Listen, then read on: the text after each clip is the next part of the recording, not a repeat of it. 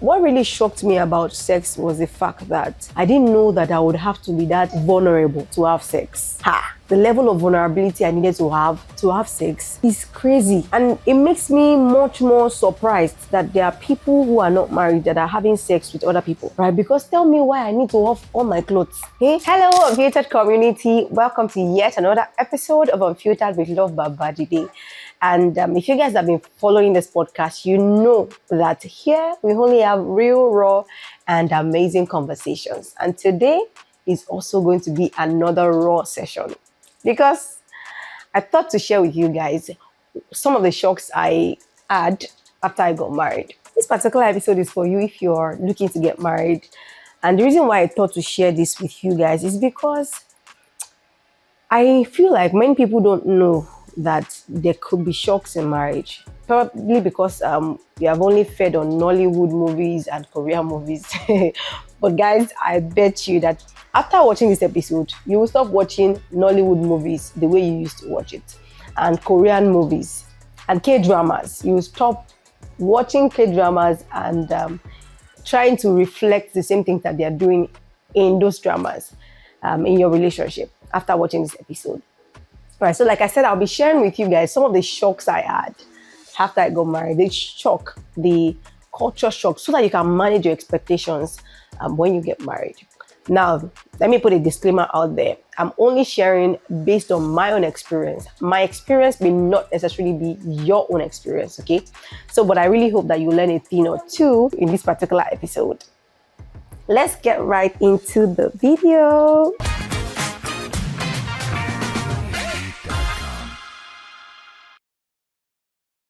So guys, one of the first things that shocked me in marriage was sex. I am starting from that point because I feel like many people don't like to talk about sex. But then we need to talk about it.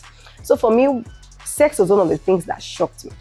Now let me give you a quick backstory. Before, I didn't want to marry a pastor. But then after I got started working on my heart, I didn't want to marry a pastor for some wrong reasons, right? But then after I got started working on my heart, I thought about, okay, good. It's not bad to marry a pastor. So later when I met my husband and we started talking and I knew that we were going to get married, I now thought to myself one of those days that, wait though, if I marry a pastor, it's not a bad idea. Pastors don't like sex. Pastors don't like sex. So that's like a plus for me. But guys, it is well. What really shocked me about sex was the fact that I didn't know that I would have to be that vulnerable to have sex. The level of vulnerability I needed to have sex is crazy. And in fact, it makes me much more surprised that there are people who are not married that are having sex with other people, right? Because tell me why I need to off all my clothes. Hey, mind you, it was my first time. So after we got home from church on our wedding day, I wanted to pull my clothes. I wanted to pull off my wedding gown. And I just told him to help me with my, was it the zip or something?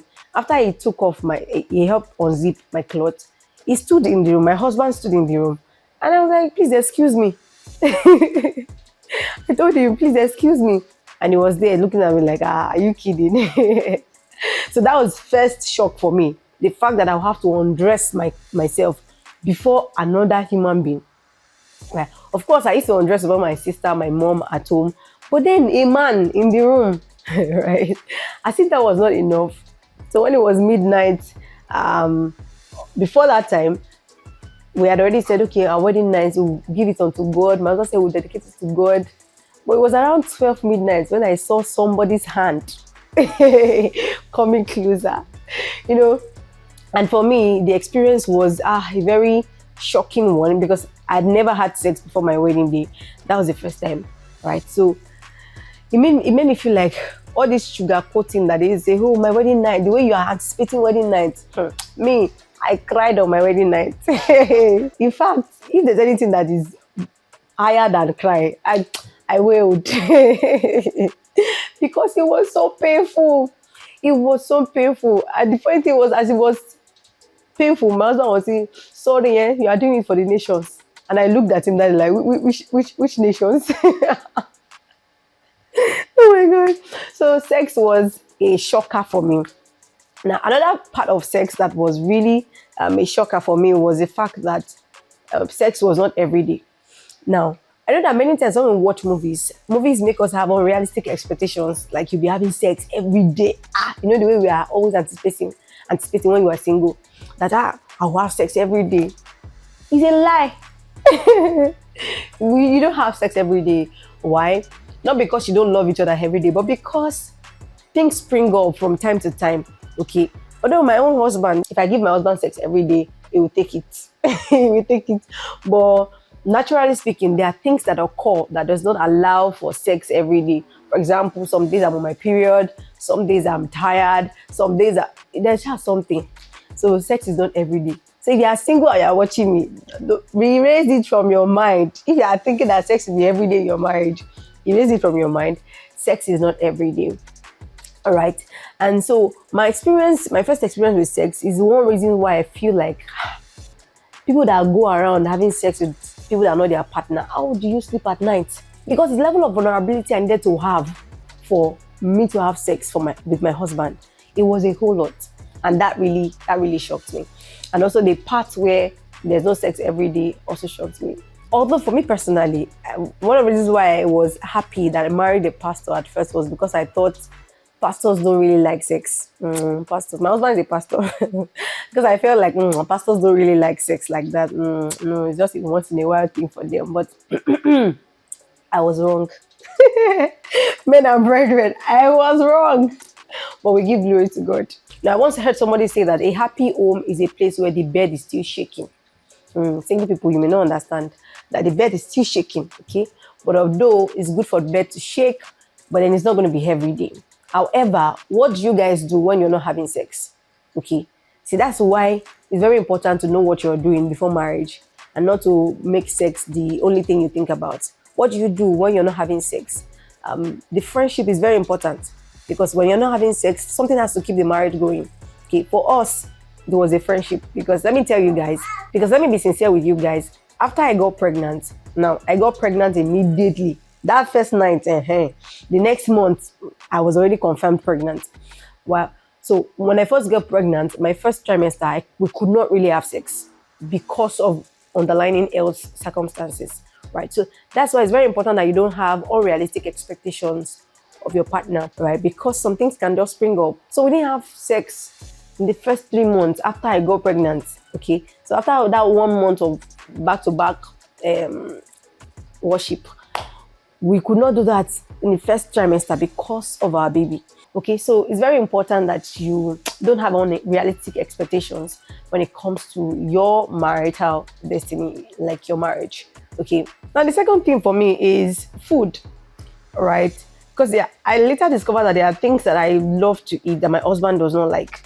For example, locust beans. My husband does not eat locust beans. If you like, use gold to mold it, put it in sugar and honey. My husband will not eat locust beans. There are many things my husband doesn't like. He doesn't like to eat salad. He doesn't eat salad. My husband doesn't like curry in his food. He doesn't like it. And these are things that I love to eat. These are things that I enjoy eating, especially locust beans. I love locust beans in my pepper. I love it in my egusi soup. I love it in those things, but my husband does not eat it. So it shocked me because I had needed to start adjusting food timetable. And guess what? Before I got married, I'd already written a list of food I'll be paying for my husband back to back. I'll give him this on Monday. I'll give him this in the afternoon. I'll give him this. But it turns out that we don't eat the same thing. My husband just loves to eat those basic foods, those little ones. And I already had, the expectation that I will be cooking back to back. But it didn't work that way. I mean, it's not working that way. That's not how it is in my house. In fact, my husband only eats once a day. Yes, for the most time since we got married, because he's always fasting. He eats once a day. So if I'm cooking, I only get to cook, for maybe myself and guests when we have guests. But on a low key, that's like a plus for me because I get to prepare those food that I love to eat. But then it may not be the same thing with everybody. Just know that your partner may not like the same thing that you love to eat. And that should not be a problem. Okay. So for me, I have to start learning how that should not be a challenge. Okay. Sometimes I have to cook 2 different stews put locust beans in mine. And some other days, I beg him to please, like when I was pregnant. That was the first time my husband ate locust beans with me. Because I told him that, babe, the baby needs it. Baby needs it. So he had to be the one to fry the stew and put the locust beans by himself, by himself, and then still serve us because we eat together. We eat together in the same bowl, right? So that was the only time I think I was able to get my husband to eat locust beans, right? So for me, food was one thing, right? And it's not a problem because we now do our things. I have to cook. If I have to cook two stews, I wouldn't mind. But some other time I have to compromise. Okay. For example, now if I don't have the energy of cooking two foods, I just cook one and I don't put curry because my husband will not eat it. So the next thing that really shocked me is our daily routine. Oh my God. Our daily routine. For me, if I sleep at 4:30 a.m. and I'm supposed to wake up at 5:30, I can wake up. I will wake up at 5:30 and I will jump up on my feet and I will start doing the things I'm supposed to do. But my husband is not like that. If you are going somewhere with my husband, you need to wake him up at least an hour before. When you wake him up 1 hour before, make sure you had an extra 30 minutes that they will use to boot. Okay, because my husband is not somebody that wakes up and then jumps out of bed. He's not like that. And of course, he is a morning person. I'm a night person. Okay, so I do most of my things in the night. I can work all night up until 5 a.m. and then I'm just going to bed at that time. Now, my husband is just waking up around 4 a.m. or 5 a.m. to do his own business. So before I got married, I used to think that, oh, we'll wake up in the morning together and we'll do this. We'll spend some hours doing... It does not work that way with my own marriage, right? So we have to find a time where we can now maybe pray together and, study together and all. But the morning routine that I thought would work for both of us, it's not working that way. It's not working that way. So for me, that was one thing that really, really I have to now start adjusting to. At first, I didn't understand how somebody will wake up and still be on the bed. They're like, how do you guys wake up and you are still on the bed? For me, once I wake up, I'm off my bed. I'm on my feet. I'm doing the things I'm supposed to do, but it doesn't work that way. And so I had to give grace to my husband to understand that, okay, this is how he does his own things, and for that not to be a challenge. Okay, so that's what I'm adjusting. I'm learning to adjust to. Right, but the way Nollywood paints it, that people, husband and wife will wake up together in the morning, and this one will now kiss this one, and they will now start the day, and it doesn't work that way. Because me, I'm just going to bed at 5 a.m. I don't want you waking me up at the time you're waking up. Don't wake me up. If, for example, I've been working all night, 11 p.m. through to 3 a.m., and then you are waking up at 4 a.m., and you now want to kiss me, good morning, good morning, baby. Don't wake me. Don't touch me. Okay? For me, again, I don't like cuddling. I don't like it. If you want to sleep, sleep your own. Me, I'll sleep my own. But if you put my head on your arm, I can't sleep well. So really, I feel like Nollywood really gives us that unrealistic expectation to a large extent. We watch movies and we see husband and wife on the bed, they cuddle throughout the night. Is it that they did not turn their backs, or they did not change their sleeping position, or what? Right? So it doesn't work that way for me, because if you touch me, I cannot sleep. Okay? If you touch me, I can't sleep. In fact, the entire touch thing, I'm not still used to it. Sometimes when my husband touches me, I still jack. I'm like, really. So for me, that's one of the shocks. So if you are planning to get married, just be open-minded, because those things that you have in your head, it may not really work like that in your marriage. It may not work like that. My husband, too many times when he sleeps, he just wants to sleep. I'm also sleeping. Does it mean that we don't love each other? We love each other. When I wake up from my sleep, I can peck you good morning. We can do every other thing. But to think that I will sleep on his chest till daybreak, no, because I will change my sleeping position. So I'll say for me, the last one I will share is pregnancy. We all respond to pregnancy differently, right? I feel like the experiences are actually custom made, and nothing can prepare you enough for pregnancy. Oh my God. I think I can tell you that from experience, that nothing can prepare you enough for pregnancy. My experience during pregnancy is one of the reasons why I feel like people should not be pressured to have kids. No, don't be pressured to have kids, especially because nobody can truly tell you what the entire process entails, because it is custom made. My own pregnancy experience may not be your pregnancy experience, right? And the way we respond to things is different. The level of sacrifice that is required to carry a baby, birth a child, and then raise the child is a whole lot, right? So that experience came up as a shock for me. Although I've read about pregnancy, I've sat under people who spoke about it, but I really feel like no amount of words can actually give you that experience, that feel, or make you feel like you know enough about pregnancy. I feel like everyone should be allowed to be well educated about motherhood. Every woman should be well educated about motherhood ahead of time, right? One of the things I want to do is to also make a video to talk about this in detail, where I invite a guest to share with us more about motherhood, because I feel like if you're going to get married, you should be educated about motherhood. In my opinion, it should be like another topic entirely in counseling for ladies, because the mental capacity that you even need, just mental, I'm not talking about other things, so the mental capacity that you need for pregnancy and for child nurturing is a whole lot. It is a whole lot, I'm telling you, right? And so for me, that came up as a shock. Maybe because I wasn't even planning to be pregnant when I got pregnant. I begged the Lord to give me 2 years after I get married before I have any child. And I'm sure that the Lord must have looked at me like this. You that I'm waiting for you, I set you up. I still have a case with God on that issue. On a lighter note, Sha. I think that's on a lighter note, but I really still feel like I have a case with God.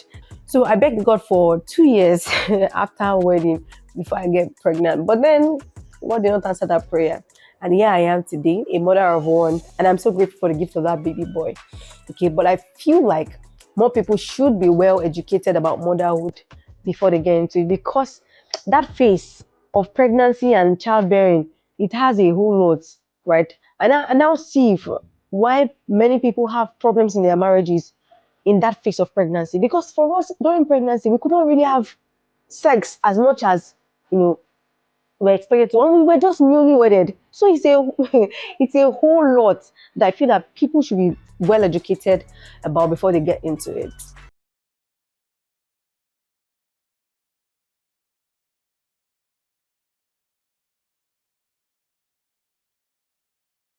So I really feel like that phase comes with a lot of sacrifices. Understand, oh my God, understanding. That's one reason why I still respect my husband till date. Because imagine newlyweds who just got pregnant, I mean, and then they cannot have sex because of an underlying health issue.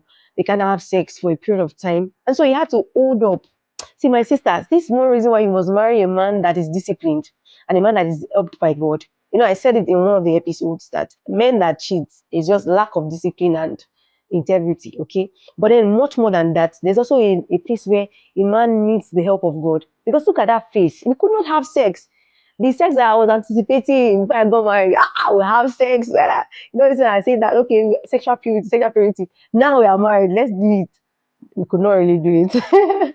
So it's a whole lot.